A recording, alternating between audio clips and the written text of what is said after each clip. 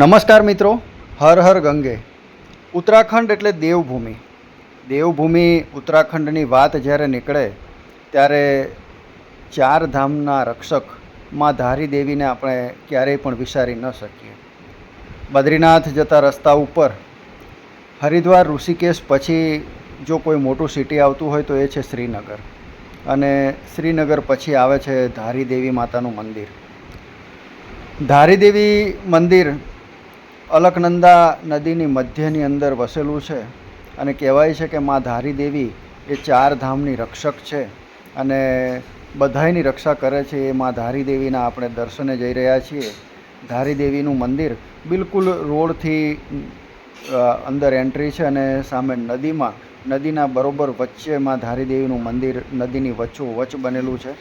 માં ધારી દેવીની ખાસ જો વિશેષતા જોવા જઈએ તો જાગતા દેવી છે, અને દિવસમાં 3 વખત માતાજીનું સ્વરૂપ બદલાય છે એવી માન્યતા છે. સવારે જે લોકો માતાજીના દર્શન કરે છે એમને એક કન્યા તરીકેનું માતાજીનું રૂપ જોવા મળે છે, બપોરે તરુણી સ્વરૂપે જોવા મળે છે, અને સાંજના સમયે માતાજીનું સ્વરૂપ એક મા સ્વરૂપે જોવા મળતું હોય છે. અને ખરેખર અદ્ભુત મંદિર છે ધારી દેવીનું. અહીંયા જવા માટે રોડથી એન્ટ્રી છે. રોડથી લગભગ 400 જેટલા પગથિયા આપણે ઉતરવાના હોય છે, અને ઉતર્યા પછી આપણે પહોંચી જઈએ છીએ મા ધારી દેવીના મંદિર સુધી. રસ્તાની અંદર માતા ગંગાના દર્શન કરતાં કરતાં આપણે આ પથ ઉપરથી પસાર થઈએ છીએ. અહીંયા ખૂબ જ ભાવિક ભક્તો આવતા હોય છે. સમગ્ર ભારત વર્ષમાંથી માતાજીના દર્શન માટે ભક્તો પધારતા હોય છે, અને જ્યાં સુધી માં ધારી દેવીના દર્શન ન કરીએ ત્યાં સુધી કહેવાય છે કે ચાર ધામની યાત્રા એ અધૂરી કહેવાય છે. 2013માં કેદારનાથમાં જે આપત્તિ આવી હતી એ વખતે પણ એવું માનવામાં આવે છે કે માં ધારી દેવીના કોપના કારણે જ આ પ્રલય આવ્યો હતો, અને માં ધારી દેવીનું મંદિર સાથે પ્રશાસન દ્વારા છેડછાડ કરવામાં આવતા માં ધારી દેવી કોપાયમાન થયા હતા.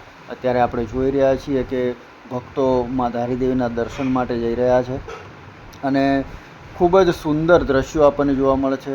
પતિત પાવની માં ગંગાના દર્શન કરતાં કરતાં આપણે અહીંયાથી પસાર થઈએ છીએ, કારણ કે માં ગંગા એટલે કે અલકનંદા સ્વરૂપે આપણને ધારી દેવી મંદિરે જોવા મળે છે. અહીંયા પ્રસાદ, નાળિયેર અને બધી વિવિધ જાતની વસ્તુઓ પણ મળતી હોય છે. દર્શન માટે લોકોની ખાસી એવી ભીડ રહે છે. અમે લોકો લગભગ જૂન માસમાં આ દર્શન માટે ગયા હતા. જ્યારે બદ્રીનાથ યાત્રાએ ગયા હતા ત્યારે અહીંયા દર્શનનો લાભ પ્રાપ્ત થયો હતો. માં ધારી દેવી સૌની રક્ષક છે, સૌની મનોકામના પૂરી કરે છે, અને માતાજીનું સ્વરૂપ ખરેખર અદ્ભુત અને રમ્ય સ્વરૂપ છે. અને કરુણામયી માતા ધારી દેવીના દર્શન કરવાથી દરેકની મનોકામનાઓ પૂર્ણ થાય છે. માતાજીના મંદિર ટ્રસ્ટ દ્વારા વ્યવસ્થાઓ પણ બહુ સારી કરવામાં આવેલી છે. ભક્તો ખૂબ જ શાંતિપૂર્વક દર્શન કરી શકે છે. અને આ અત્યારે આપણે મંદિરના નજીક આવી ગયા છીએ. થોડી જ વારમાં હવે માતાજીના દર્શન થઈ જશે. અને જો કે અહીંયા કેમેરા કે ફોન ચાલુ રાખવાની મનાઈ છે, એટલે આપણે માં ધારી દેવીના કેમ્પસમાં પહોંચ્યા પછી, મંદિરમાં પહોંચ્યા પછી આપણે વિડીયો રેકોર્ડિંગ કે ફોટો શૂટ કરી શકતા નથી. પરંતુ માં પાર્વતીનું સાક્ષાત સ્વરૂપ છે ધારી દેવી માતા, અને ઉત્તરાખંડમાં 4 ધામના રક્ષક છે.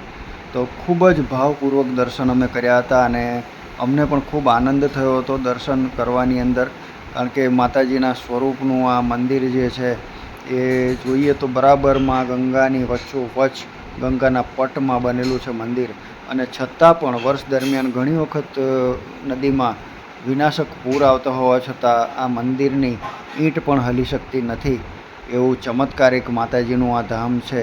ભક્તો ખૂબ જ ભક્તિભાવ અને શ્રદ્ધા સાથે અહીંયા શીશ ઝુકાવતા હોય છે. અમે